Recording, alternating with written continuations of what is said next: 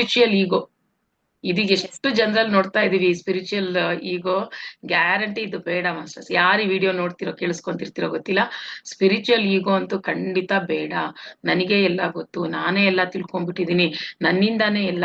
ದಯವಿಟ್ಟು ಯಾರು ಇದನ್ನ ಹೇಳ್ಬೇಡಿ. ಒಂದ್ ಸ್ವಲ್ಪ ಏನೋ ತಿಳ್ಕೊಂಡ್ಬಿಟ್ಟು ನನಗೆಲ್ಲ ಗೊತ್ತಾಗೋಯ್ತು, ಇನ್ ನನಗಿನ್ನ ಜಾಸ್ತಿ ಯಾರಿಗೂ ಗೊತ್ತಿಲ್ಲ, ಇನ್ ಬೇರೆ ಏನಿದೆ ತಿಳ್ಕೊಳಕ್ಕೆ, ಖಂಡಿತ ಆ ಲೆವೆಲ್ಗೆ ಬರೋದು ಬೇಡ. ಆ ಈಗೋ ಅಂತೂ ಯಾರು ಇಟ್ಕೋಬಾರ್ದು. ಸರ್ ಅದನ್ನ ಹೇಳ್ತಾರೆ, ಸ್ಪಿರಿಚುವಲ್ ಈಗೋ ಬೇಡ. ಆಮೇಲೆ ಕೆಲವ್ರಿಗೇನು ಎಷ್ಟೋ ವರ್ಷದಿಂದ ನಾವಿದೀವಿ ಇಲ್ಲಿ ಈ ಫೀಲ್ಡ್ ಅಲ್ಲಿ, ನಾವೇ ಮಾಸ್ಟರ್ಸ್, ಈಗೀಗ ಬರ್ತಿರೋರ್ಗೆ ಏನ್ ಗೊತ್ತವ್ರಿಗೆ ಅಂತ ಅನ್ಕೊಂಡು ಆ ತರ ಒಂದು ಬಿಲೀಫ್ ಸಿಸ್ಟಮ್ ಅಲ್ಲೂ ಎಷ್ಟೋ ಜನ ಇದ್ದಾರೆ. ಅದೆಲ್ಲಾ ಫೀಲ್ಡ್ ಅಲ್ಲೂ ನಡೀತಾ ಇರುತ್ತೆ.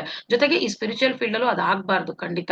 ಅವ್ರು ಇವತ್ತೇ ಬಂದಿರ್ಬೋದು, ನೆನ್ನೆನೆ ಬಂದಿರ್ಬೋದು, ಆದ್ರೆ ಅವ್ರ ಪೂರ್ವಜನ್ಮದ ಸಂಸ್ಕಾರದಿಂದ ಅಥವಾ ಅವ್ರ ಸಾಧನೆಯಿಂದ ಇನ್ನೂ ಜಾಸ್ತಿ ತಿಳ್ಕೊಂಡಿರ್ಬೋದು. ಆದ್ರೆ ನಾವ್ ಅನ್ಕೊಂತೀವಿ ನಾನೇ ಸೀನಿಯರು, ಅವ್ರಿಗೇನ್ ಗೊತ್ತು.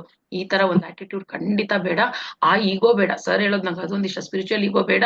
ಆಮೇಲೆ ಇಲ್ಲಿ ಯಾರು ಜೂನಿಯರ್ಸ್ ಸೀನಿಯರ್ಸ್ ಅಂತಿಲ್ಲ, ಎಲ್ರೂ ಕಲಿಯಕ್ಕೆ ಬಂದಿರೋದು. ಸೊ ಇದನ್ನು ಜ್ಞಾಪಕ ಇಟ್ಕೋಬೇಕು ಮಾಸ್ಟರ್ಸ್. ಸೀನಿಯರ್ಸ್ಗೆ ಈಗೋ ಬೇಡ. ಹಾಗೆ ಈಗೀಗ ಬಂದಿರೋರ್ಗೆ ಅಯ್ಯೋ ನನ್ಗೇನು ಗೊತ್ತಿಲ್ಲಲ್ಲಪ್ಪ, ಏನ್ ಹೇಳೋದಪ್ಪ, ಆ ಇನ್ಫೀರಿಯಾರಿಟಿ ಕಾಂಪ್ಲೆಕ್ಸು ಬೇಡ. ಎಲ್ರೂ ಸಾಧನೆ ಮಾಡ್ತಾ ಮಾಡ್ತಾ ಒಂದ್ ಲೆವೆಲಿಗೆ ಬಂದೇ ಬರ್ತೀವಿ ನಾವು.